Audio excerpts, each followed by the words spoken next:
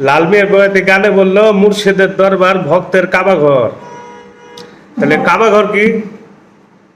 কাবাঘরে মানুষ কেন যায়? কাবাঘরে যাওয়ার উদ্দেশ্য হলো একটাই, যে মানুষ সেখানে গিয়ে হজ করবে। এখন হজ শব্দের বাংলা অর্থ কি? আত্মদর্শন।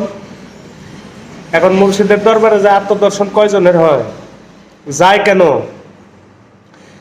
আগে পরীক্ষা করে যে এই গুরুটা কেমন, কিভাবে? কেরামত দেখে আর কবিরাজি বিদ্যা দেখে। এই কেরামতি দর্শন আর কবিরাজি দর্শনের কাছে একেবারে ঢাকা পড়ে গেছে এই আত্মদর্শন।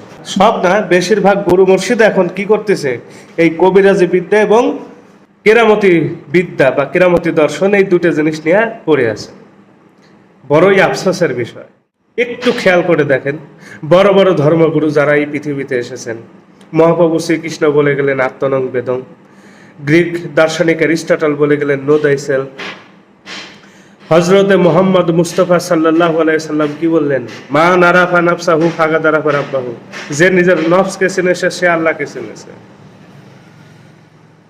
এখন গুরুর দরবারে গেলে 40 দিনের একটা দরুদ শরীফের আমল দিবে।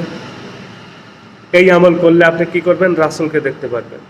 বাবাজি, আপনাদের সকলের কাছে করজোরে অনুরোধ, যদি এমন কোনো দরবার থেকে থাকে যে দরবারে আত্মদর্শনের আমল দেওয়া হয়, আমাদেরকে খোঁজ দিবেন, আমরা সেই দরবারে গিয়ে আত্মসমর্পণ করব। আর যদি আপনাদের না জানা থাকে, আমাদেরকে জিজ্ঞেস করবেন যে এরকম দরবার কোথায় আছে। অন্তত জানায় দেওয়ার মতো অবস্থা আমাদের আছে, আসবেন, জেনে যাবেন। তাই মূল বিষয়বস্তু থেকে আমরা কখনোই পিছপা হব না, হওয়া যাবেও না। সকলের কাছে করজোরে অনুরোধ।